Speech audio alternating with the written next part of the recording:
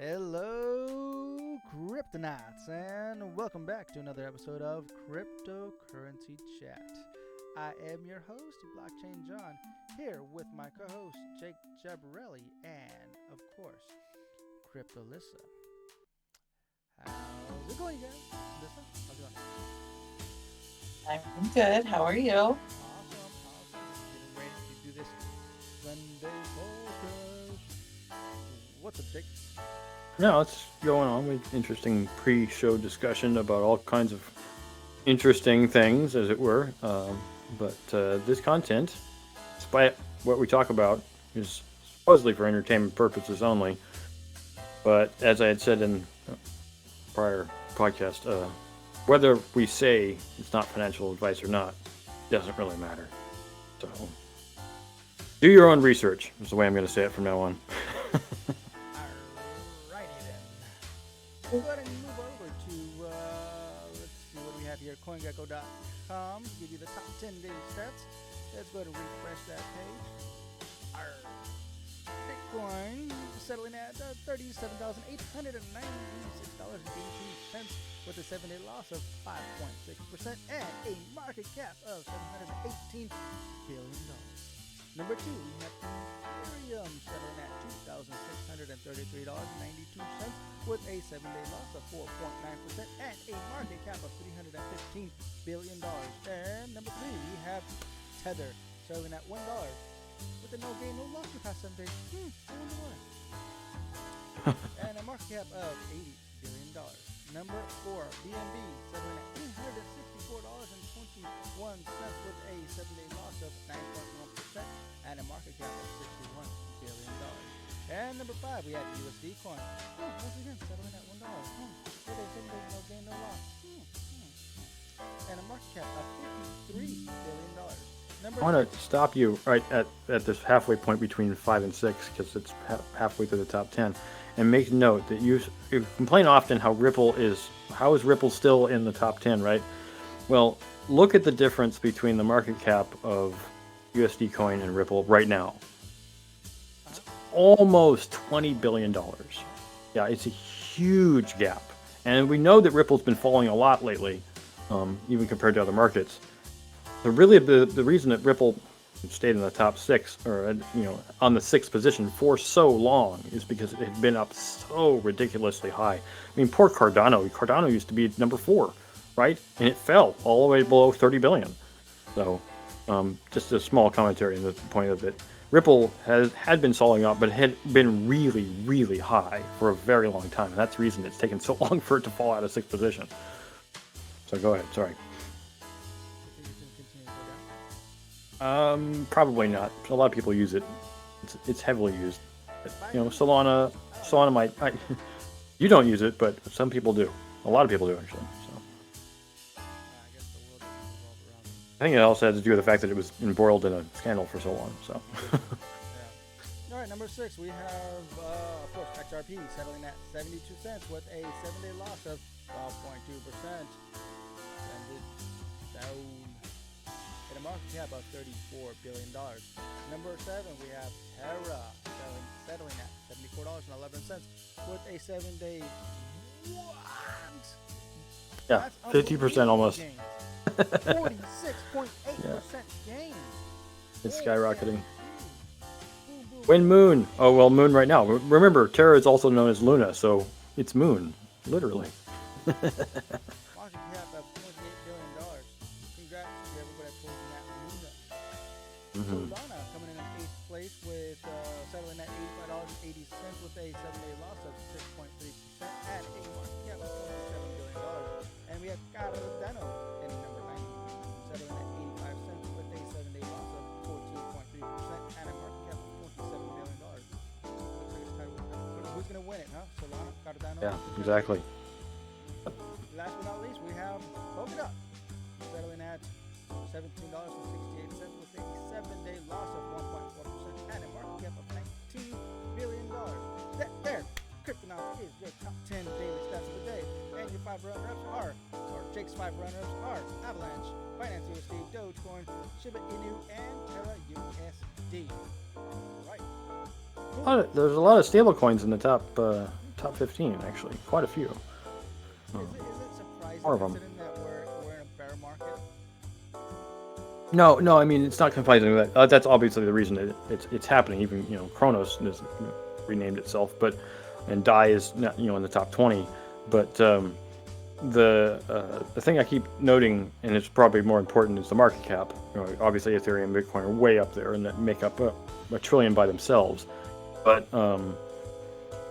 what is it? Terra, Solana, and Cardano are all neck and neck. And then if you drop down about $10 billion, you get to Polkadot, Avalanche, and Binance USD, which are all about 19 billion.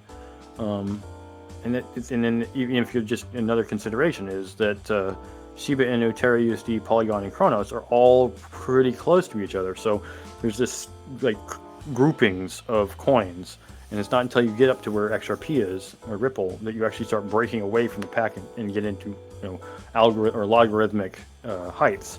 So there's a lot of coins competing with each other because they're all, people are trying to figure out, well, which is the coin that's going to win out here? Which should I, buy into? And honestly, buy into them all because you never know.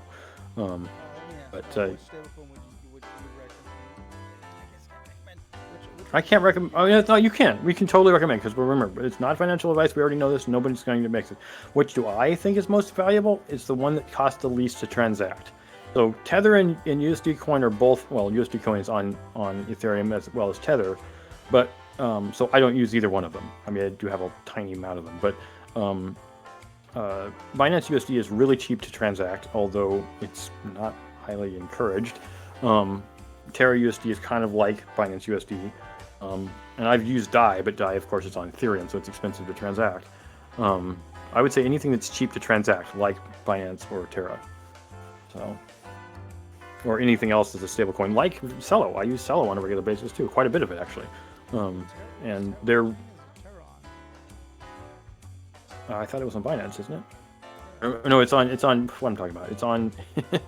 It's on Terra, because where do you think it comes from? Terra USD is on Terra or Luna. So Terra is another one. I thought Terra was a Is it? I don't think so. Let me check.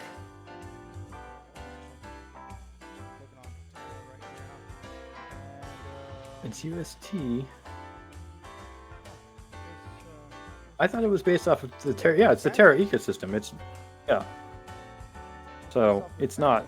It's much less expensive, and that's I think the reason it's gaining traction right now. It's literally 15 of the top 15. So it's gaining popularity because people are going, oh wait, we don't have to use Ethereum. Yeah, and Ethereum is expensive. Anyway, sorry to hold up the. Just wanted to get into kind of like the meaning behind these things. All right, we can get on to the news. So market cap is at $1.8 trillion, down by 4.4% in the last 24 hours, and as you can see, the Bitcoin dominance is under 40%, settling at 39.99%. Currently, Bitcoin retaining its dominance. All right, top right corner, you'll see a little candy jar right here at coingecko.com. Make sure you sign up and get your awesome free candies that you get every single day. It's a 24-hour relay, and you get the candies, and you get some awesome discounts on some rewards, NFTs, discounts on our products and services. With that said, Jake, go ahead. Yeah, well, we appreciate everybody keeping it, watching our show and giving us that thumbs up, the like, whatever you can in any format that you're listening to us. If you're just on Anchor or some podcasting service, but if you're on YouTube and you're watching us and seeing, as we're reading the articles, we also appreciate a like there. You can subscribe and hit the notification bell to get updates when we post on Wednesdays and Sundays, like today. You can also check us on Discord, interact with us, talk to us directly, not just through Twitter, but that's another way of doing it. You can also get us on Patreon, and you can also donate through Bitcoin, Ethereum, Binance, BAT, or Raven. All of the information in the description is in the CoinTree link in the description below. All right, Cryptonauts, let's move on over to cryptopotatoes.com, where this is Will do. So first article of the day is written by Dimitar Zonzarov. Sotheby's withdrew the auction of 104 crypto punks minutes before the event. The renowned auction house Sotheby's was about to host a much anticipated auction of 104 CryptoPunk non-fungible tokens earlier this week. However, the auction house canceled the event minutes before the launch. Several months ago, a pseudo-anonymous collector with the initials 0x650D purchased the lot titled Punkit for $7 million worth of crypto. A few weeks back, Sotheby's announced it will auction the NFTs from the collection with price estimations showing between 20 million and 30 million. Nonetheless, the collectibles owner withdrew from the event shortly before it began. His decision led to significant disappointment from users waiting to participate in the auction. The founder of the decentralized media platform Rogue Radio, Farouk, said, quote, "Bro, you stop acting like you rugged Sotheby's. You made everyone look stupid. Even the press here is laughing at us because of you. Stop hiding the guilt behind dumb ass memes," end quote. Later on, the seller posted another tweet hinting that the reason behind the cancellation might be Sotheby's high commission fees. Minted in 2017, CryptoPunks are among the first NFT collection. Currently, they are some of the most popular and expensive digital collectibles, as some spent millions of dollars to acquire them. Earlier this month, CryptoPunk number 5822 broke the record as Deepak Thapilal Chain's CEO purchased it for nearly 8,000 ETH. At the moment of the transaction, the amount equaled almost $24 million. The leading auction house for art and luxury has been a part of the digital asset universe for a while now. In November last year, it joined forces with Future Perfect Ventures to invest $20 million in the NFT tech firm Mojito. Commenting on the matter was Sotheby's CEO Charles Stewart. Quote, "We believe in the future of using blockchain to expand ownership of digital assets. There is a huge amount of focus and interest in NFTs. Sotheby's mission is to promote access and ownership of exceptional art and luxury objects. So focusing and developing this area makes a lot of sense," end quote. In January this year, the company announced it will host an auction for a rare 555.55 carat diamond that can be sold for digital assets. Earlier this month, the American entrepreneur Richard Hart purchased it for a whopping $4.3 million worth of crypto and renamed it after his firm Hex.com Diamond. Yeah, I think that's kind of funny that Richard Hart was the one who bought the diamond. He's the guy that was giving all that crypto away of his own for just for having owned Bitcoin, right? Yeah. Hex.com is the one doing that Pulse thing, right? Pulse X. Yeah. Speaking of that one just closed yesterday. So anybody that Oh yeah. yeah. So they're gonna start releasing pretty much the airdrops. Anybody that put into Ooh. it. All right. Yeah, no, it's a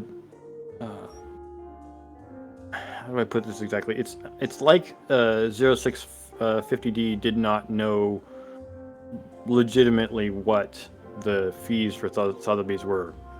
It's like you just pulled them, and it's like, okay, well, how did you not know what was going on? Yes, it is a significant portion of money that Sotheby's takes, and it's like you're only going to get the world market by going through Sotheby's. That's what they own. They own a very large market that you can get, the most ridiculously wealthy people to get into because they trust Sotheby's. So if you want a lot of money, you're going to pay a lot of money to get a lot of money. They are like creme de la creme when it comes to auction houses. Exactly. They are, what was the guy from the 80s? I can't think of it. The lifestyles of the rich and famous. That guy. Maybe you don't remember it. I remember it very, very distinctly. But he was a British man who went around talking about people who were very wealthy, and it was a TV show. And anyways, how do you get into Sotheby's? Well, you gotta have a lot of money. So, anyways, if you want the big market, go to this place. I would think Sotheby's would make him sign a contract. So I think more than likely he would have known beforehand how much their fees were. Yeah, unless you didn't read that contract, in which case, yeah. Exactly. Usually when you pull out of something like that, there's going to be a fine for not having done the contract. Maybe he knew when the last cutoff point, when 11th hour was, and he pulled out right at that point.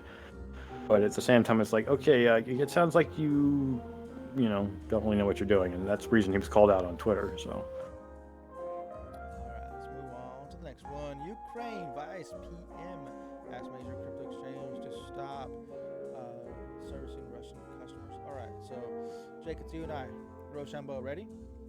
Okay, how do we do that over the? Okay, what did you get? Rock. I got scissors. Dang it! All right. Or do you take it? Who takes it? Rock usually beats scissors, as far as I know. Cause rock, unless we were doing rock, paper, scissors, lizard, Spock. But So since you won, what's your thing? You want to take this one or you want to pass? You can go ahead. You can go ahead and do it. Okay.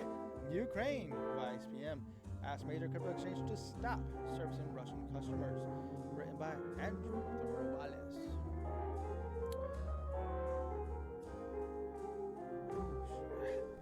Yeah, stumble over the first word, aren't you? Mikhailo Fedorov, Vice Prime Minister of Ukraine, has called on crypto exchanges to freeze all Russian users' blockchain addresses to help Ukraine defend itself from Russia's invasion. In a tweet Sunday, Fedorov emphasized the importance of both cutting off crypto access to Russian and Belarusian politicians as well as sabotaging ordinary users. The request follows a slew of sanctions against Russia from Western allies, including freezing the assets of Russia's four largest banks and reducing reliance on Russian oil exports. Crypto is going center stage in the conflicts, providing a vehicle of financial support to Ukraine and potentially Russia. In October, Putin discussed using crypto as a means of payment to transfer funds from one place to another in the context of international trade. Earlier this month, Bitcoin was used to bypass Canada's financial restrictions, prohibiting donations to the Freedom Convoy protest. While custodial Bitcoin transactions successfully made it to their truckers, any funds connected to the exchange were red flagged and frozen by court order. Some view the Ukrainian Vice PM's request as antithetical, yeah. Antithetical to crypto's promise of universal access and neutrality, while other backs the move poorly how it could provide Ukrainian citizens. And some of the crypto industries have explicitly picked a side in the conflict. On Friday, one of the Ethereum's largest mining pools stopped servicing Russian users to support Ukraine. The Vice PM also supported a recent move from DMarket, an NFT and metaverse platform, to freeze the accounts of Russian and Belarusian users. He similarly called on other major figures, including Elon Musk and Mark Zuckerberg, to quit colonizing Mars and creating the metaverse to support Ukraine instead. That was actually an interesting tweet. He asked that the latter ban Russian users from Facebook and Instagram as well. With that, did you guys read that tweet that came out from Ukraine asking Elon Musk to help out with the Starlink? Oh no, that's kind of cool. I'm glad that. This particular person, Mikhailo Fedorov, the Vice Prime Minister, tweeted to directly to Elon Musk. He says, hey, you're over here launching your fireworks to try to conquer Mars, and you're over here starting futuristic vehicles, and we're over here in Ukraine pleading for help. Can you please help us and just send your satellites? What did I say? Starlink. It's Starlink satellites. You can't just make them go where they have set routes to go on, unfortunately. So he did actually no. Elon Musk did reroute them, and they're out. Oh, okay. And he sent a new one up too, I think. I guess like maybe I thought they were set on routes that they had to stay on, but maybe they have some over there already. I think he sent another set up. Yeah, he was set. Yeah, exactly. He was setting an additional set. Okay, well, you have to have the dish in order to use it. So you can't. Okay, now there's satellites over there. Do you have the dishes already in Ukraine to use to capture? How does that work? I'm kind of curious. Please, that's. Well, maybe they do. Maybe they already do, but.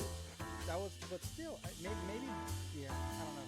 I'm curious. Please, exactly. You just revealed something there that nobody else is talking about. Please, can we? Are you saying that in third world countries that they can directly beam the satellite data to their devices?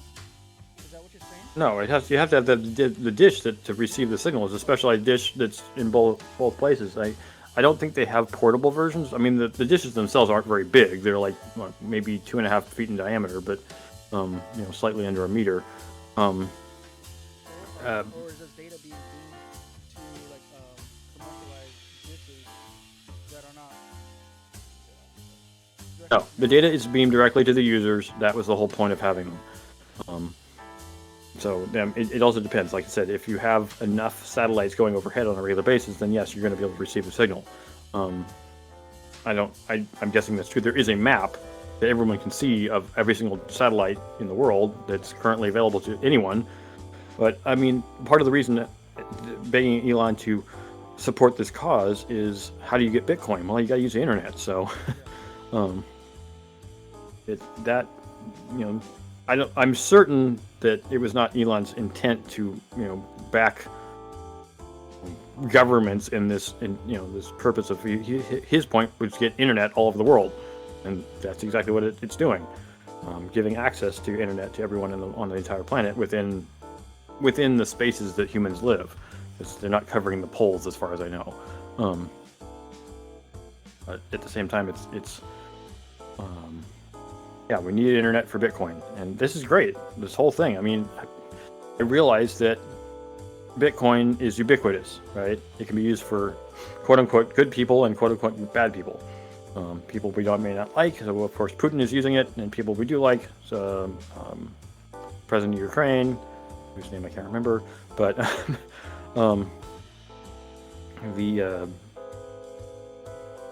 it's just like for Tonga, right? We were saying if the traditional banking system is down because a volcano interrupted everything you were doing, well, thank goodness for Bitcoin.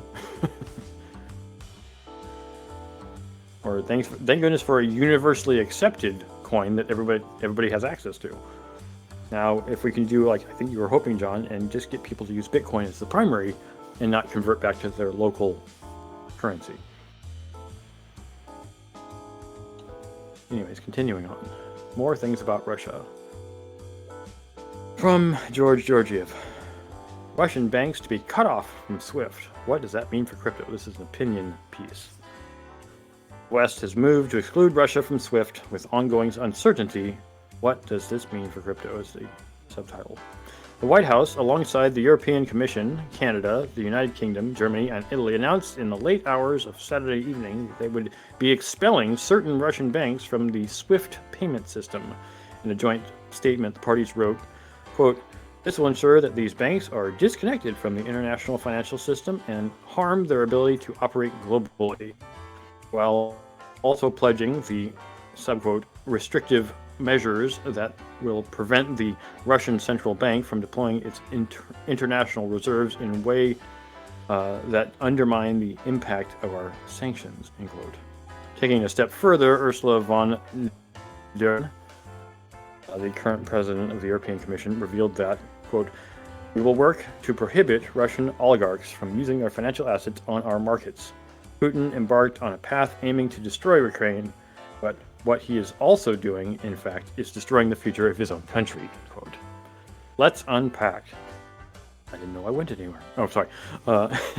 SWIFT is by far the biggest financial messaging system that's used by more than 1,000 institutions across the globe. Following Russia's invasion of Ukraine, the EU and its partners started issuing sanctions against both the country, its president, Vladimir Putin, and certain political representatives. Excluding Russia from SWIFT intends to cut the country's ability to liquidate assets and transfer funds across institutions that are members of the system. The move is made in a bid to isolate and punish the country. In essence, without SWIFT, banks and their customers would find it much harder, if at all possible, to operate on a global scale. There are plenty of reports suggesting that Russia has been working on a SWIFT alternative for quite some time. Earlier today, there already an alternative that Russia can turn to, known as CIPS, an acronym for Cross-Border International Payment System. This is China's international payment and was first revealed back in 2015. The report also outlines that there are at least 23 Russian banks that are already connected to CIPS. SIPS. Yet, China hasn't exactly been very decisive in its actions during the conflict, which is hard to decipher. On one end, the country presented itself as a protector of sovereign independence. On the other, it remains reluctant to denounce Russia's actions. I will make a minor comment in here that our current actions, that is the European Union, NATO, etc., Western countries in general, are really not working well, in my opinion, to keep Putin from basically forming a definitive alliance with China. It, in my opinion, would be bad, because China and Russia, although two of the largest countries by physical landmass, are also two of the most, well, actually I wouldn't say most populous. China's one of the most populous, but two of the countries that are probably most willing to take action have to fight against, in my opinion. That this is bad, in my opinion, on a different reason. I'm not getting into that. So, crypto. What does this all mean for cryptocurrencies? Well, this is also challenging to determine or predict. Yes, of course. Price discussions and speculations aside, this is of the opinion that should Russia decide to turn to crypto as an alternative payments network, that would put tremendous strain on regulators in Western countries. Yes, it would. We see many legislative frameworks across developed countries where cryptocurrencies are put under massive scrutiny. The past year is a vivid example of this, as major crypto exchanges rush to verify their trading volume with aim to avoiding harsh sanctions or becoming straight-up outlaws. Yes, this is another big problem. The position of the West on the current conflict in Ukraine is quite clear. They are doing whatever they can to cut off Russia's financial arms from the rest of the developed world, and even instituting personal sanctions. Should Russia turn to crypto, I think it's quite clear that the regulatory climate will become harsher. But that's not necessarily bad news. In fact, many crypto proponents have long pushed for clear regulations. In our podcast with BitMEX CEO Alex Hopner, he said he thinks that regulators are likely to first put crypto in the same regulatory basket as traditional assets, which he believes is wrong. He is also of the belief that the rules are needed for the industry to move forward. But it's also not necessarily good news. It's also important to consider a scenario where the West condemns cryptocurrencies as a pro-Russian tool to bypass sanctions. As mentioned in the beginning, it's downright impossible to determine, at least for me, any potential outcomes, but I guess one thing is for sure. We're in for a lot of uncertainty. Yes, that's a very non-conclusive article here. I would like to offer my opinion, since this is an opinion article, and I think this is our show, so we can kind of do that.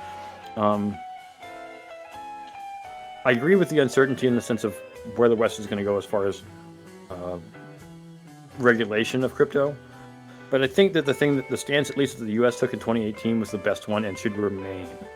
And that is that crypto is like a stock in the sense of if it's a security and it's a dollar amount value, it should stay that way. So stable coins should be treated as securities. Whereas coins that have variable, flexible, non-stable values should be treated as assets like they are within stock. So until you exercise and convert back to fiat, you should just treat it as an indeterminate value, because it is indeterminate. It changes constantly. There's no way of pinning it down. You can't pin down any crypto that has a variable value, just like a stock. The difference, of course, with the stock market versus crypto is that crypto is always active and the stock market is only open when it's open. So, and even then, we already know that larger institutions, when it comes to stock, can trade stock after hours, which I think is total bunk. But that's just my opinion. I agree that there should be more forewarning about crypto and when people want to buy crypto, but the fact of the matter is we're going toward crypto whether your US likes it or not. And even though it does bypass things and makes it harder to track, the neat thing about crypto is you can actually track the addresses. So you didn't know what things were before, you'll probably find out pretty soon that things like cryptanalysis or chain analysis. Let me ask you this. Go ahead, sorry. Would you think that CIDs are our way to go to identify who's holding what? What was the CID stand for again? I don't remember. Like a crypto identification card. Oh, okay, I see what you're saying.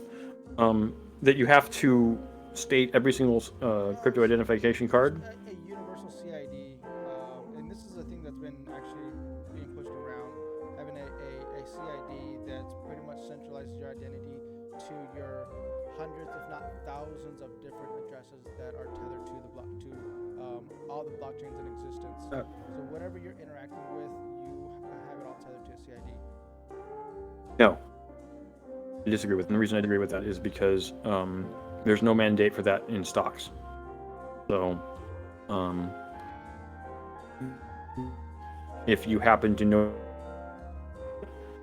the idea of to me, it's the same thing, and I think about as knowing what a person's income is. I am 100% against income tax because it's no one's business but your own. The only time you should be charged for what you use is when you actually actuate, when you actually take action, when you do something with your funds. It should not be up to the government to say, oh, you spent, you have, $1.6 million. Why do you care? Because you want to tax me on it. You should only tax me when I take action, when I buy something or transfer something. Or even, at that point, I still don't even think transfers should be taxed or even examined. It should be, when I buy something, then you can talk to me. But tell them it's not your business. Of course, it would be nice to know. Of course, it's nice to know. But what business is it of yours? It's not. So. Sam shows up with an army behind them. Maybe, but I mean, like you said, like they say in V for Vendetta, people should not be afraid of their countries. Countries should be afraid of their people. Keys, not your coins. It's very important, man. And I do appreciate. It wasn't Dorsey. It was Coinbase and who was it? We read it on the last podcast. It was the two guys saying that to move your. Oh yeah, the two guys that were supporting the Canadian resistance. Yeah, it was Coinbase. It was Armstrong and Kraken CEO. Yeah, I know, but I don't remember his name. But yes, I remember what you're talking about. That's gonna bother me. Anyways, real quick, it's Jesse Powell. There we go. Okay. Yeah, not your keys, not your coins. All right, let's move on. I think Alyssa. This is Alyssa's Jack Dorsey article. Yep. Written by Dimitar Zanzarov, Jack Dorsey's blog announced 47% increase in gross profit in Q4 of 2021. Jack Dorsey's fintech startup Block, which was also formerly known as Square, disclosed its gross profit for Q4 2021 stood at $1.18 billion, which is an increase of 47% year over year. In addition, the company sellers have adopted more of Square's ecosystem over time, the firm added. The American financial services and digital payments company Block Inc. announced its revenue for the past year totaled $4.42 billion. In comparison, analysts estimated this number to be $4.01 billion. The results are up 62% year over year as revenue from Bitcoin purchases represents $1.96 billion of that number. Gross profits for Q4 were also impressive at $1.18 billion, up 47% over the same period a year ago. Specifically, Cash App gross profits totaled $518 million, while Square gross profits accounted for $657 million. In line with the good results, Block stock spiked by more than 40% in a matter of 24 hours. The Square shares closed on Friday at approximately $120.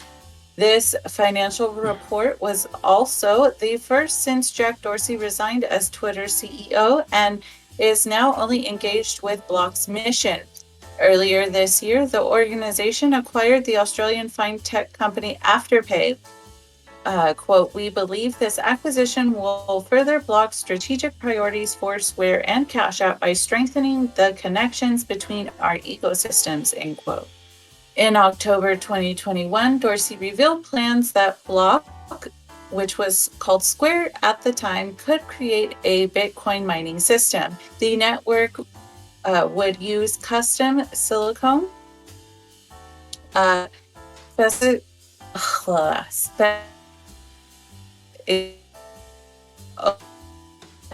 the American believes mining needs.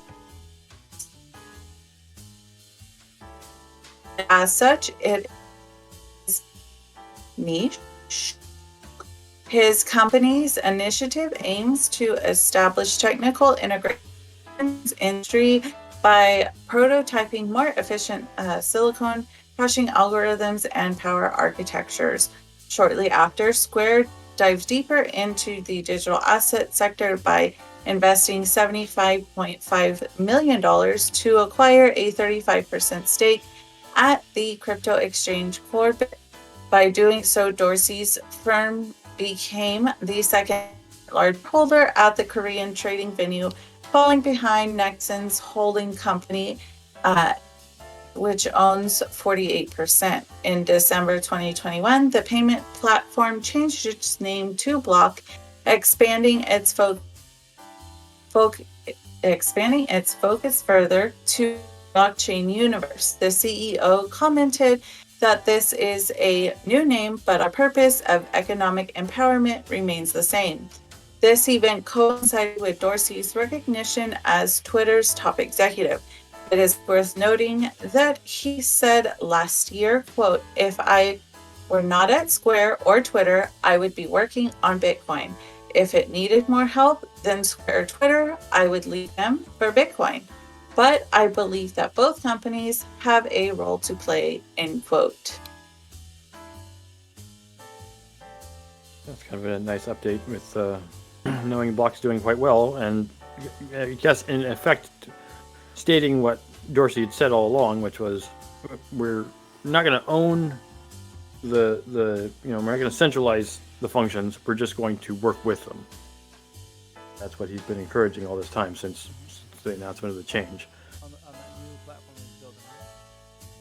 Well, I mean, it's a platform through which it can work. I mean, obviously Block is centralized, but he's saying I don't need to own, I don't need to own the crypto or possess the source of this thing in order to make money off of it.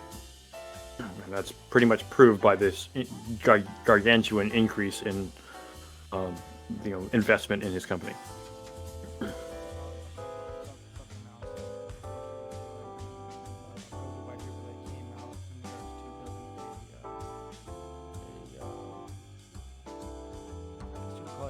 An agnostic platform that utilizes messaging data of multiple chains to allow anyone to use the platform to create liquidity in exchanges, pretty much as a DEX.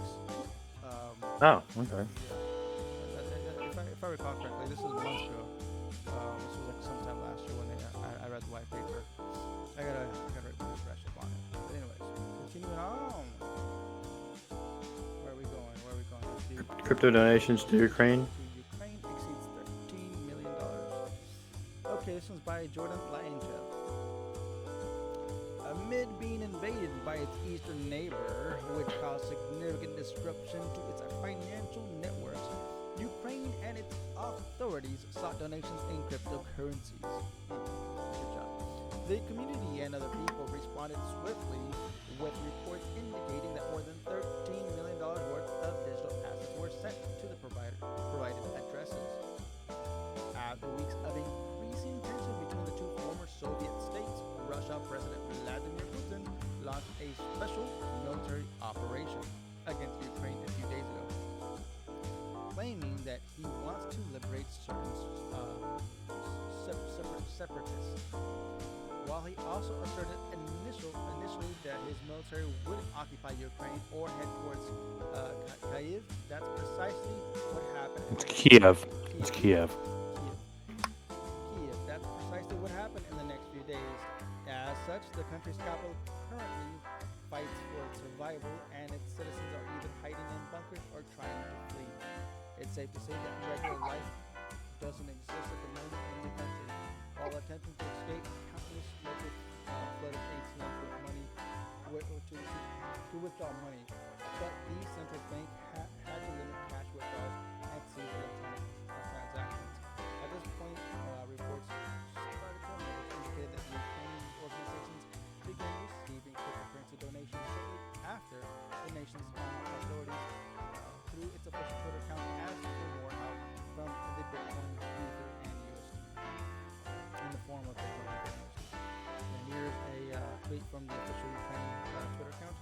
Stand with the people of Ukraine, now accepting cryptocurrency donations, Bitcoin, Ethereum, and USDT. And Bitcoin address here, Ethereum address here, and USDT. Crypto to the rescue.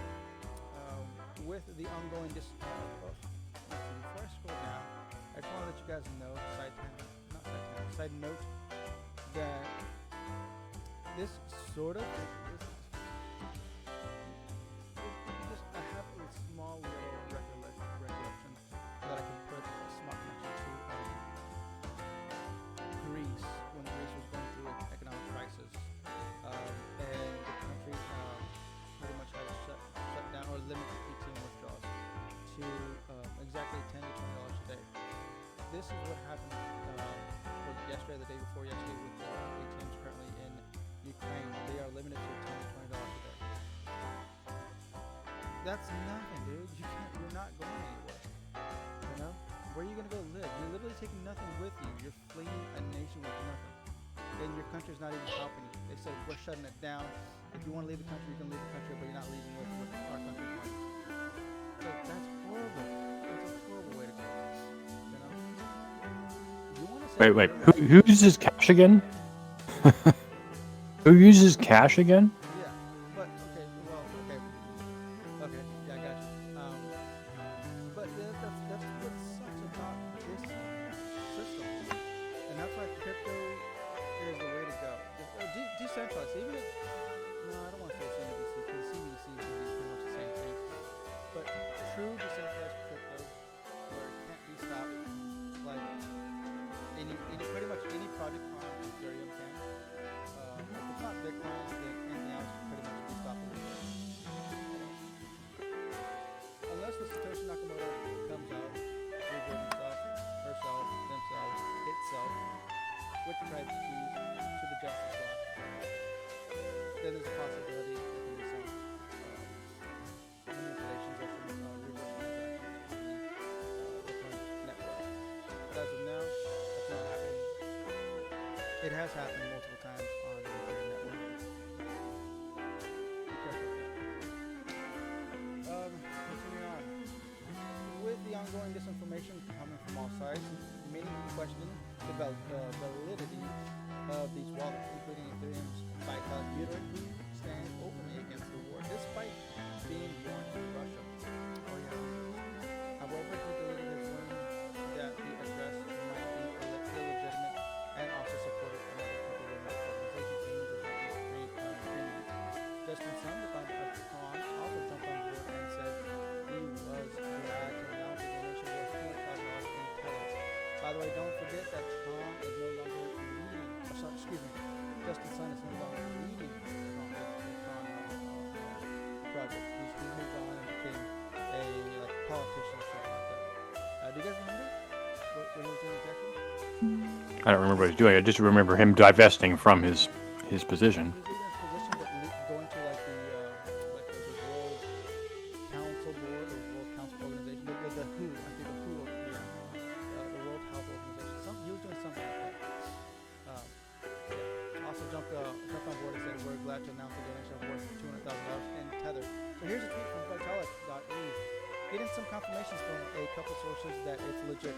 Deleting my warnings for now, but continue to be vigilant and always be slow and careful with sending irreversible crypto transactions. And then Michael responded to follow up at Vitalik Buterin. I confirmed directly with Ukrainian Ambassador Olex Shcherba that the addresses are correct and in the control of the Ukrainian government. Defending free and open societies may be the best thing we ever do with our BTC and ETH. And Justin Sun retweets that with, I am glad to announce that I have made my initial donation of 200,000 USDT on Tron in Ukraine. The people of Ukraine are not left alone in the fight against humanitarian crisis. At Vitalik Buterin, at Sothebys,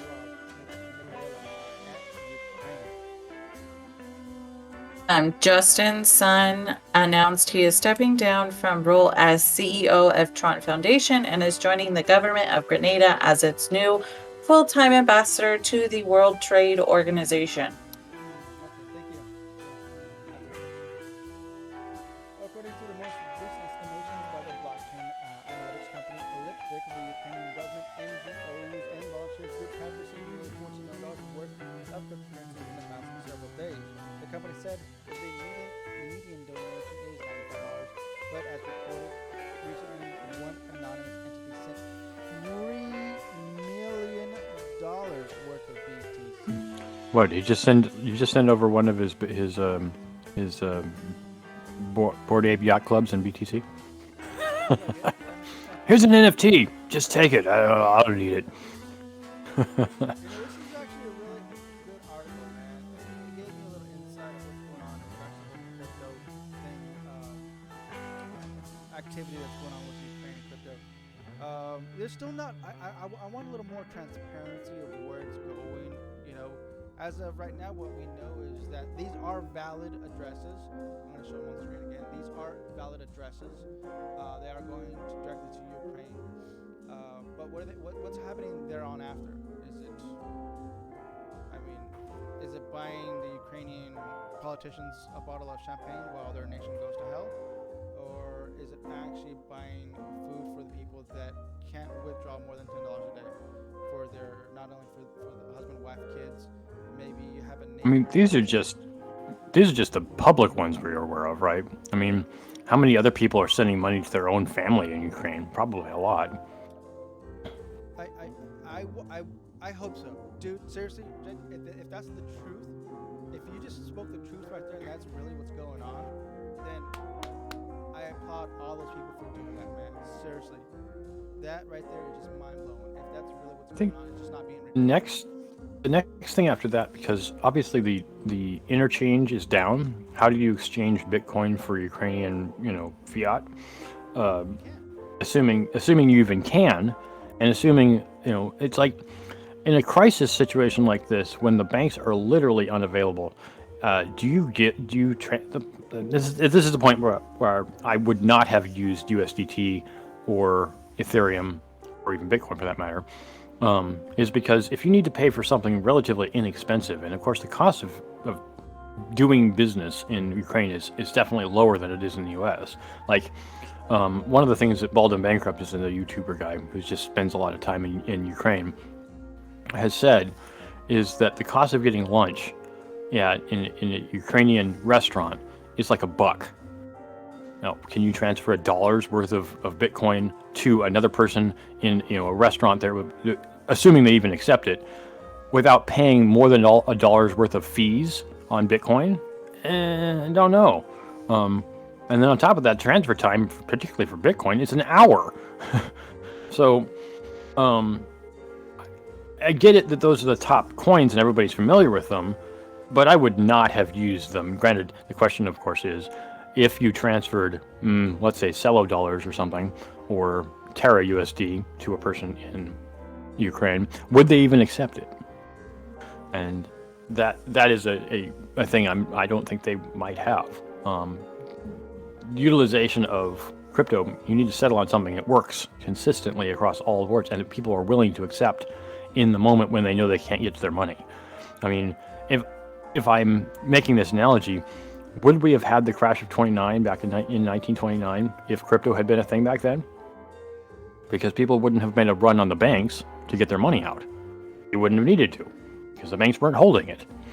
The problem we're running into right now, even though this is probably the starting point where this needs to happen, is people need to start accepting Bitcoin as the de facto currency and not just as something to exchange money for. But you're right. Once again, who's gonna wait an hour up to 6 hours for a transaction to process through? Now, if it was a Lightning Network, beautiful. All right, cool. You're doing that. Awesome. El Salvador's doing it. The Cash App is doing it. So it's being utilized. It just needs to be more adopted, or utilize a different chain that has more affordable transaction fees, and especially for. I mean, I'm assuming themselves needs to know that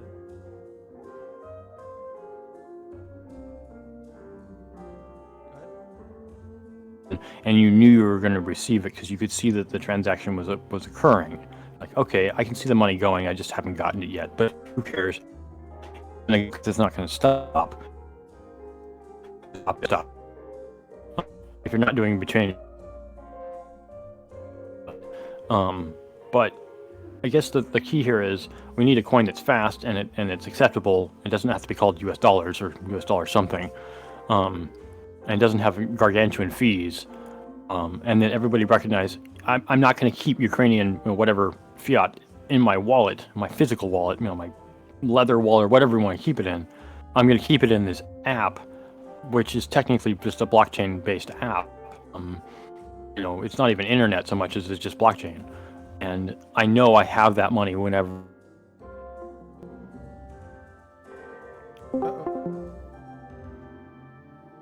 Uh-oh. I have gotten back. Oh, is he You back? okay, John? Yeah, I don't know what happened there. I'm listening to you and I just got booted out. Okay, sorry. I'm sorry I yelled at you so much that you left. Anyways, I think I'm iterating too much and going on about it. I don't want to detract from what we're trying to say. It's just that it is important, I think, to recognize the value of that people can use that coin. Do you transfer it back to fiat? If not, how do you act on it? Because it's like if someone gave you, let's say, $1 million in Bitcoin, I'm deliberately using a big number, and you know that you can use that later on to buy other things you might want, by people who would accept Bitcoin from that app to their own version of that app, and it was not controlled by a company, some centralized edifice, then you might start trusting it. Say, this isn't in the hands of any one company that can block me from getting these funds. I can now get these things in order to pay other people for the things that I need.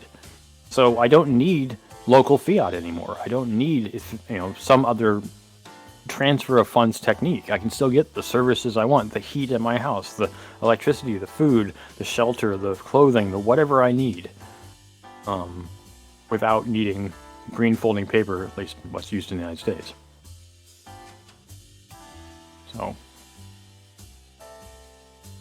I want to know, and I'm going to search it up right now. I'm literally going to search their address to find out if it's being used, or if people are just sending coins into their wallet and it's just being held for a later time. So they can flip a profit. Oh, you want to see if money's going out of the wallet? Yep, and it looks like there's nearly 7,000. Let's see. Hold on. Confirmed received. 6,952 confirmed spent, 5 outputs. So 109 Bitcoin in and 54 Bitcoin out. Oh, good. They are using it.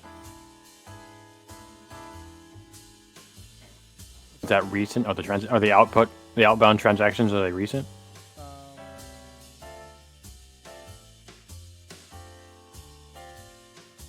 I don't think $13 million is going to be enough to really do a significant amount of help in Ukraine, but I mean, I think they said there's 40 million people living in Ukraine. That's not very many.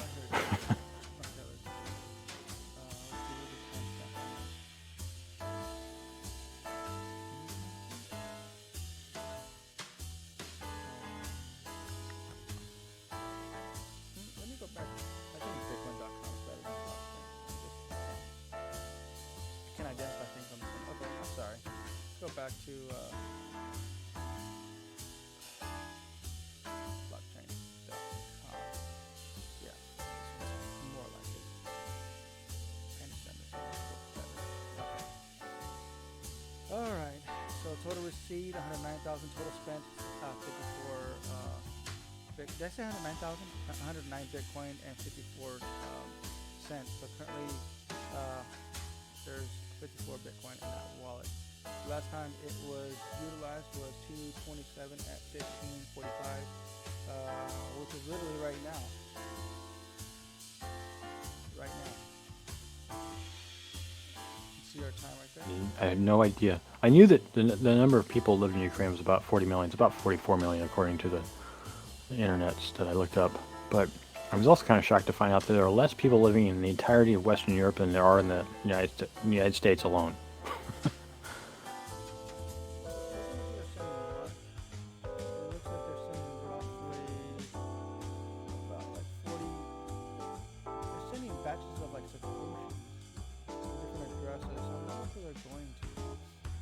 Yeah, that's a good point. I mean, if they're sending Satoshis out. Yeah, they're sending about 40,000 Satoshis. Here's 15,000, 10,000, 144, or 14,000.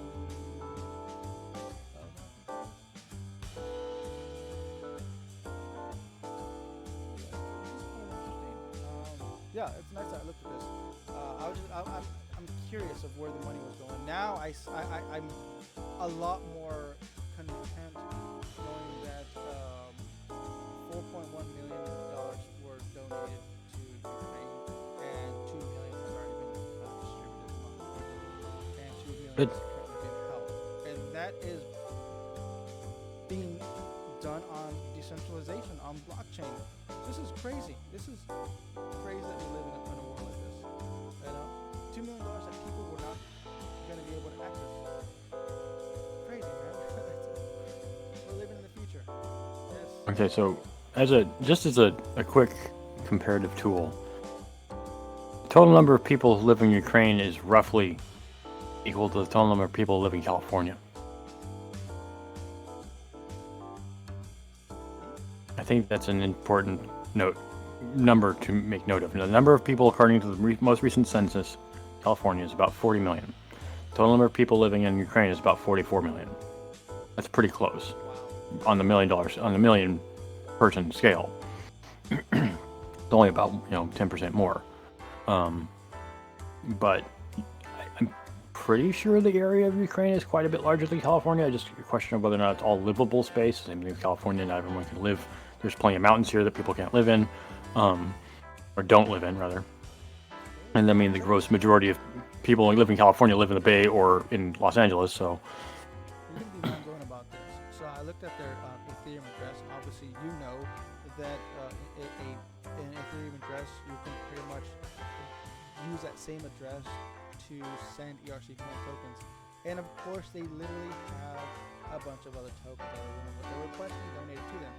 The first on top being USDT at $1.1 million. Second, we have USDC, and then Starlink, Dogecoin,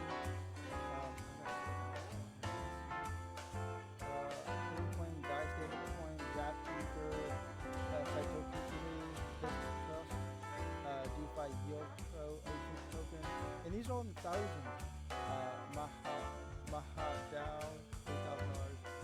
Gelato, $3,000. Reflex, Zen Finance, Lucring, Graph Intelligence, to the inner chain.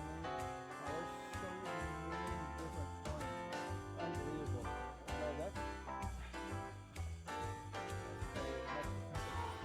yeah, crazy. Yeah. Yeah, a lot of different coins available that they're using it. So it's not just Bitcoin and Ethereum. In total, their Ethereum address is valued at $5.1 million.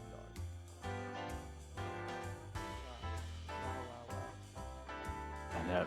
And is that enough to support? Probably not. It's probably far from enough what they need, but it does help, obviously. I would have never guessed, dude. If I didn't check, that's a beautiful thing about now we can see this, dude. I can see some block email before when you donate the money to this. Send it to this email address. Yeah. Payment processor is going to take 25% of the profits just in their fees, right? No. Was there anything else? Did we have another article? No. We have 2 more articles. I'm going to go with the El Salvador Bitcoin fueled thing. We just did the... Yeah. Okay. So El Salvador's Bitcoin fueled vet hospital opens this week. Another example of Bitcoin operating outside of U.S. management. Nayib Bukele's, that's the president's, administration announced that the veterinary hospital built by Bitcoin profits will open on Saturday, February 26th. That would be yesterday. The president revealed that each treatment will cost 25 cents. That's, I don't know if that's 25 cents of Bitcoin or 25 cents of US dollars, because it says the US dollar sign there first. That's a pretty tiny amount. Yeah, was it Satoshis or something? Yeah, exactly. What is 25 cents in US dollars in Satoshis? I think we established that one Satoshi is $1 is 2,500 Satoshis, I think. So that would be closer to what? 900, 800 Satoshis? Not just daydreaming. Apart from becoming the first country to embrace Bitcoin as legal tender, El Salvador has also purchased the primary cryptocurrency on a macroeconomic level. In October 2021, the government disclosed that they will use $4 million profit at the time from the investment to create a massive veterinary hospital in San Salvador, the capital.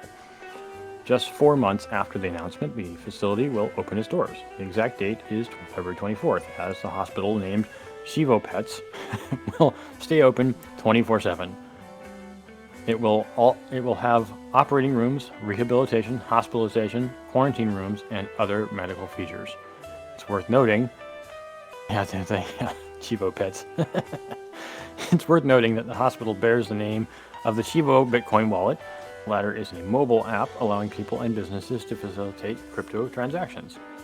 The Bitcoin-loving president, Nayib Bukele, informed that each hospital procedure will cost 25 cents worth of Bitcoin, as customers could apply any wallet.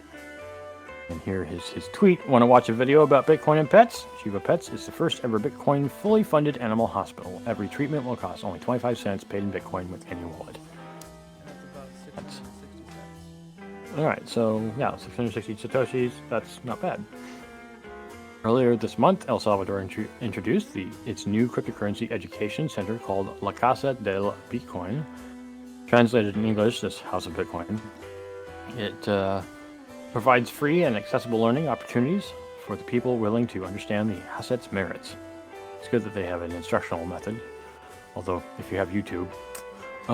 El Salvador became more popular after adopting Bitcoin. According to the Minister of Tourism, Morena Valdez, the El Salvador decision to make Bitcoin an official means of payment has positively impacted the local tourism sector. Specifically, she said it has increased by more than 30% since that legislation. The politician added that the main flow of visitors has changed as well. Prior to the adoption, most people coming to El Salvador were arriving from Guatemala, Honduras, or Nicaragua. Currently, 60% of tourists are residents of the United States. In addition, travelers have started spending more money during their stay in the nation. The officials expected profits to be about $800,000, while the actual number turned out to be closer to $1.4 million foreign income currency. So yeah, I guess it is working. Americans definitely like their Bitcoin, or their Satoshis, and it's good to see that it's helping. I mean, obviously we're reading this in English, so a lot of people are going to be finding out about it to speak that language. Now, if I'm not mistaken, the Shiba wallet does utilize the Lightning Network, so yeah, I haven't been able to use it, the Shiba wallet, not Salvadorian, but it's what I read. It doesn't matter. You don't need the Chiva wallet necessarily. You can always use a Lightning wallet, right? So. You can use the Lightning wallet. What I'm trying to say is, why would you want to spend 25 cents on a main chain, on the Bitcoin main chain?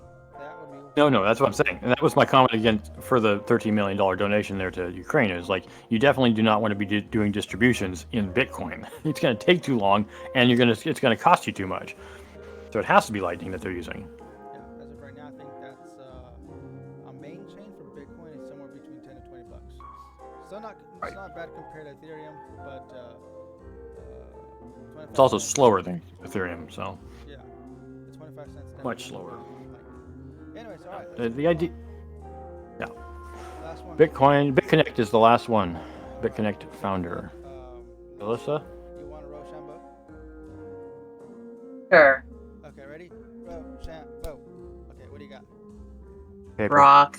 Dang it. Scissors again. Dang it. All right. You want to take it or you want me to take it? You can take it. All right, where are we at? Team behind? Bitconnect. Oh, there Founder indicted. Bitconnect founder indicted. Bitconnect! Hey, global Ponzi scheme. Bitconnect, written by Felix Mullen. Unlike BCC token that died several years ago, the case of Bitconnect, the cryptocurrency project that gave rise to the aforementioned cryptocurrency, is still far from over. This Friday, the U.S. Department of Justice announced that one of Bitconnect's founders was formally indicted on fraud charges associated with the most famous Ponzi scheme in the world of cryptocurrency. The drama isn't over. In an official press release, the Justice Department said that Satish Kumhani, 36, of Hamel, India, has been charged with conspiracy to commit wire fraud, conspiracy to commit commodity price manipulations, operations of an unlicensed monetary transmitting business, and conspiracy to commit international money laundering. All the charges are associated with operations of Bitconnect. This service was sold as a lending program that ultimately proved to be a pyramid business of global dimensions, ranking 20th in the list of cryptocurrencies with the most market capitalization. As explained by the Justice Department, Kumhani defrauded an undetermined number of investors, netting nearly $2.4 billion in ill-gotten funds. Kumhani created a scheme in which he offered a trading bot service and volatility software, promising that those who use Bitconnect would make substantial profits in crypto. The reality was that customers made money proportional to the people they managed to get involved in the business and were paid with money coming in from new users, which was characterized of a Ponzi scheme.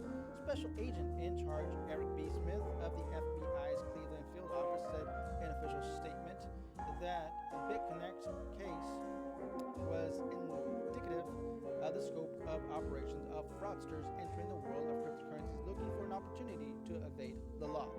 Quote, today's indictment reiterates the FBI's commitment to identifying and addressing bad actors, defrauding investors, and sullying the ability of legitimate entrepreneurs to innovate within the emerging cryptocurrency space. Dressing up a tried and true fraud scheme with a new twist and basing it overseas will not deter the resolve and dedication of the FBI to meticulously investigate and bring such fraudsters to justice. As Crypto Potato previously reported, U.S. authorities have been actively investigating the case, hunting down everyone involved and seeking to seize as much money as possible. In May 2021, the United States Securities and Exchange Commission, SEC, the United States Securities and Exchange Commission, SEC, filed a lawsuit against 5 individuals associated with Bitconnect. Satish Kumbhani was not on the list. Shortly thereafter, the SEC reached a settlement with 3 of them, obtaining more than $12 million in BTC and fiat currencies in penalties. And later last year, the SEC obtained a judgment against Glenn Arcano and his company Future Money for violations of the Securities Acts and Exchange Act. Boom. All right, taking them all down, man. See, that was part of the banhammer that the SEC was doing. So when the SEC came through with their banhammer, they were taking everybody out, the good, the bad, and the ugly. And part of that was Bitconnect. They don't want to leave that hanging with laughter as well. So that's good. This is one of those good stories, because I told everybody, and I personally know somebody that literally put up their house for Bitconnect. And unfortunately, that didn't go so well, as you guys know. But it's kind of one of those things that, sorry, buddy, I told you not to do that, and you did it, and now you gotta live with your mama. So it is what it is, man. It's the sad truth. Sometimes people get greedy. And Jake, what's the thing you say? What's the strategic thing you say when investing into crypto? Like, don't invest more than you can lose, or like 10%, 5%, whatever it is. Hello? Did I lose you guys? Hello? Oh no! Did I lose him again? I think I lost him again. Oh no! Yep, I'm disconnected. RTC disconnected. Man, let's see if I can refresh this. We can't hear you. He just sent me a message. We can't hear you. Why am I getting booted off? What is going on here? Okay. Can you hear us now? He's back. All right. Did you hear me talking over you that whole time? No, I just noticed. I was like, hello. I actually asked you a question. I'll ask it again. What's the investment advice that you give to people that are investing into crypto?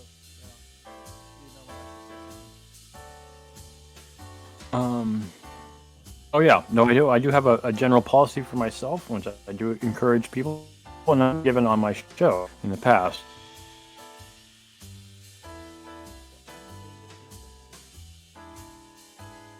I don't think we can give you that answer.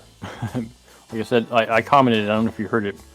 Commented that I think somebody in your household is downloading porn and cutting you off. But I mean, I know you share a house with other people, so the yeah, if you're going to invest, especially risky thing, at least initially,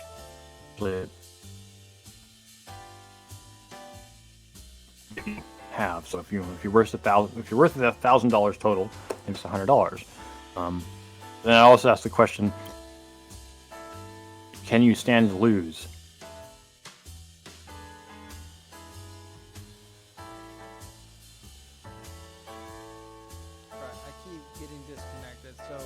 Let's go ahead and wrap this up. Going to lose right now and go, who cares? And that's how much you should invest in crypto. It's how much you nonchalantly, or you feel no emotion about losing. Because if you lose it, you won't care. That's 10 cents worth. Let's wrap this up. They keep getting disconnected. Yeah. All right, Cryptonauts, let's get out of here until the next episode. Actually, Jake. Jake. You want me to do the yeah, okay, that's fine. Let's see if I don't get disconnected here. Go ahead. I can talk about it. I can basically say that if you appreciate our content, we appreciate a like from you, and a subscribe if you want to hear more. You can check us out on YouTube and Anchor. You can also get us on Discord, talk to us directly. Support us on Patreon or through Bitcoin, Ethereum, Binance, BAT, or Raven. All the description and all the links in the description below. Alright, until next time. Thank you, Lissa. Thank you, Jake. And thank you, SOS, for the music. And, of course, singer, Aubrey. Love your music. And until next time.